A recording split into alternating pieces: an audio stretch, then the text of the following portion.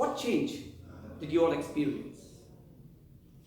The smile on my face got instantly transferred on faces of those Toastmasters whose smile had gone for a nap. What is it that we all are striving to achieve in life? Happiness. Yes, it can be achieved by a slum-dwelling soul. It can be achieved by a palace-dwelling prince. Abhijit, what is that will make you happy in life? Currently, money.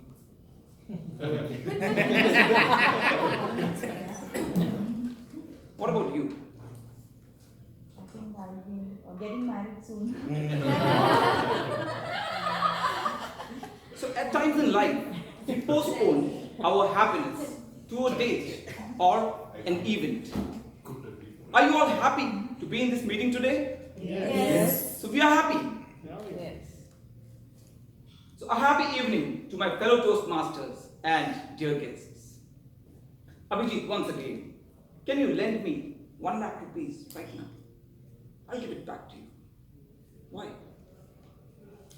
You don't have it. So we cannot give something to someone when we don't have it. Similarly, if we don't have the wealth of happiness within us, how can we spread happiness all around? But how do we stay happy every day, every hour, every minute? Have you all watched the movie Zindagi Na Milegi Dobara? Yes. 10 years back, I was how Hrithik Roshan was in the movie. I was like a person who was making my bed the whole night, again and again and again. But I didn't go off to sleep. What would you call such a person? A moron. But I was an intelligent moron. Why? Because I used to feel that I'm intelligent, but I was leading a life like a moron. I used to carry my work and stress to all my vacations. Making business calls and attending to them was a part of my vacation agenda. But I was a learner. I was, I am, and I will always be. So jostling between the jerks and jolts of life, one fine day I banged into art of living. Here, I did not experience what is happiness. I experienced what is bliss. I learned the aspects of life like meditation and service, which can teach us how to be happy the whole life. Today, every day, I look with an awe at the creation of God. I'm not talking about Katrina Kaif. I'm talking about myself. I look at the terrific tool hand with fingers which can sculpt a statue, can play a piano, and it can even scratch at itching beards. The lovely lens eyes which can scan God's beautiful creation, and the baffling brain which can store them all. The perfect pumping machine heart which beats incessantly to give us life. If we possess such a machine which is in good working condition, is it not enough reason to be happy? At the age of 15, I too was lured like many others with the modeling world. I imagined myself in the shoes of Milind Soman, but the shoe size was too big for me because God had cut me short at 5 feet 6 inches. I sulked with sadness. My dream of a modeling career was shattered. At this point of life, I came across a verse from Bible. It said, "Those who have shall be given more and will have abundance. But those who do not, even what they have will be taken away." Here I took inspiration from Amir Khan, who is just 5 feet 4 inches and standing tall in this world. So God must be observing and saying, he is not happy with what he already has. And here the change happened. Today, I do not crib for what I don't have, and I cherish what I have in life. I was deeply influenced by Lord Krishna in Mahabharata, and I preserved the lesson which he gave from his enlightening excerpt from the holy scripture Geeta. जो होता है अच्छे के लिए होता है. Whatever happens, happens for good. I could relate this even to my modeling fascination. When I realized that it might not have been the right path for me.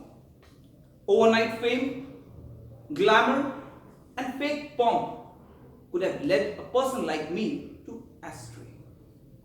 So I carry the message in my mind always. Like a camel carries the emergency nutrition in his hump.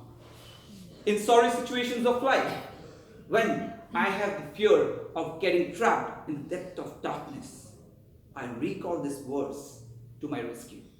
Whatever happens, happens for good. We are all Toastmasters, and we are a privileged group of people out here. Why? Because we might have not been born with a silver spoon in our mouth, but we were born with ABCs.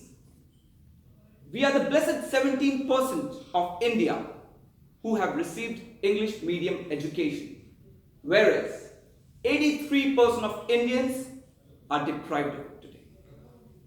We have our body parts working fine, whereas more than 2.5 crore of people in India are disabled in one way or the other. What do we need for a proper life? 3 square meals? And I'm sure we all get today. Whereas more than 19 crore people in India are still undernourished. With no deficiency and all our needs fulfilled, we still tend to search for reasons to be happy in life. We might aspire for bigger goals and better lifestyle.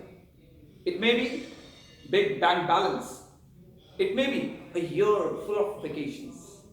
It may be winning contests after contests. But let us not condition them with our happiness. Abhijit, has your girlfriend ditched you? Yeah, once. So be happy, because 20 years back, even I was ditched by my girlfriend, and I'm even happier today because I deserve someone better. When matters move according to our wish, we should be happy. But when it moves not according to our wish, we should be even happier because it's moving according to the divine. Just look at Bhutan. It's a country which measures its progress with not GDP, gross domestic product, but GNH, that is gross national happiness. What a beautiful concept it is. So here, how do we measure our success in life? With our wealth of happiness, or how much money we have in our pockets? Now you can unfold the sheets that I have given to all of you. It is the balance sheet of our life with the assets that we possess. I'm sure it holds good for most of us in this room out here.